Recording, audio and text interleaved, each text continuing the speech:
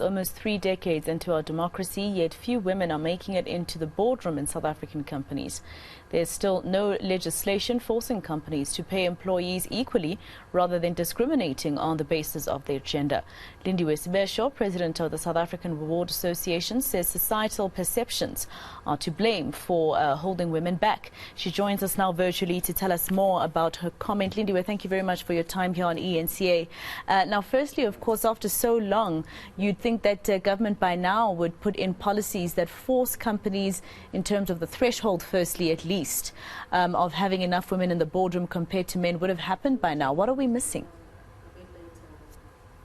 Well, first, I think there are regulations, especially in a South African context. The Employment Equity Act, as we know, has quite a number of provisions around making sure that companies have the right representation at different levels. So just to correct that, there are regulations. I think for me, the challenge has always been the enforcement of those regulations, and we need to just make sure that companies do adhere to those regulations so that we can see faster progress.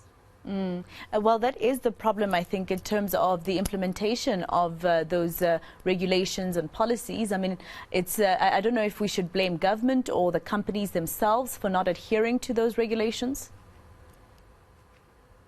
I think a lot of companies are doing quite a lot. There is just, I suppose, a challenge around whether there's an appreciation of the actual impact that diverse work teams have in terms of value creation for those companies. And I think that is an important aspect for companies to acknowledge, so that the representation that is required to achieve diverse workforces at all levels is not just about compliance, but also about making sure that they optimize the diversity of the teams that they have to add to the bottom line, and or to make sure that there's sustainability in the delivery of the strategies that they pursue. And of course, once women do make it into the boardroom, most women complain about the fact that a few months or years later, they'd find out that they are earning much less compared to their counterparts, somebody who's probably in the exact same position as they are, but because they are male, they'd be earning much more than their female counterparts. So the legislation is there, yes, and the implementation is not enough. But does it also speak to that aspect? I think the equal pay aspect of it is something that needs to really be worked on. So you are right, from an equity, from a pay perspective, absolutely lots of work that needs to be done. So we've made progress in terms of representation, not enough, as we've said earlier.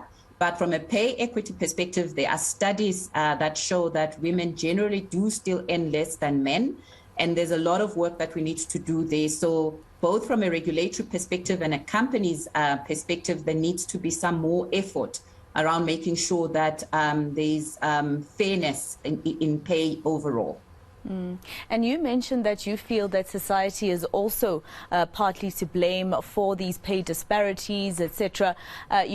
Is it because probably how we are groomed from a young age between a man and a woman, for instance, parents, between a brother and a sister, the brother will be allowed to just leave in the morning while the girl is told to do some chores first before leaving, etc. So just explain to us, when you say it's a societal issue and perception, just more of what you mean there and what we could do to change. Absolutely. So there's definitely conditioning reasons for the way that we see progress and advancement in careers, and the difference thereof between males and females in particular. You're so right. From a female perspective, there's a general perception that females will take time off in terms of making sure that they can bring up families.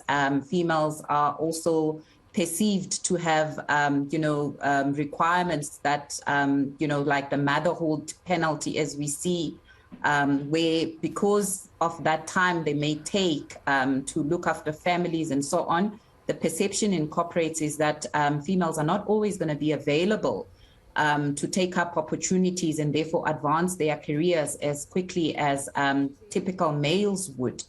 Other issues, for instance, the self-promotion perception that we speak about is where females are perceived to not always self-promote, because they are natural hard workers. They have lots of potential, yes, but sometimes the perception that females have is that they will be acknowledged on the basis of the hard work, as opposed to obviously self-promoting and putting up their hands for opportunities that become available. And that might lead to them then lagging behind. But all those things have been proven to not necessarily be true. So if you, for instance, look at performance-based outcomes and those organizations that really look at what contribution each person does and promote and therefore advance people's potential based on that, they actually have realized that in most cases, females make up sometimes for the time that they take through working harder, through contributing more. And therefore, we need to dispel those myths around female potential versus male potential. All right, thank you very much for your time here on All Angles. Let's take you to a short break.